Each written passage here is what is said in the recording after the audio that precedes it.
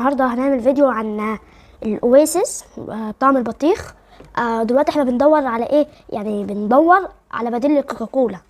والكوكاكولا اللي بيدعمه اسرائيل، فاسرائيل وحشه ماشي، فندعم منتج بلدنا اهو. اسمه ايه؟ اويسس اسمه حلو. اويسس بالانجليزي اسمها واحه بطعم البطيخ. النهارده هنجربها ويلا بينا.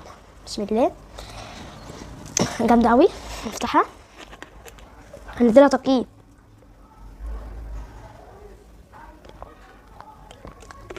لسعة طبعا البطيخ فيها باين، يعني الفاكهة بتاعتها باينة وحلوة، فهي انصحكم تجربوها. بس هي لسعة شوية في البق، فيها صودا، يعني تحسها مية بنار، بتلسع البق، فممكن نديها 8/10.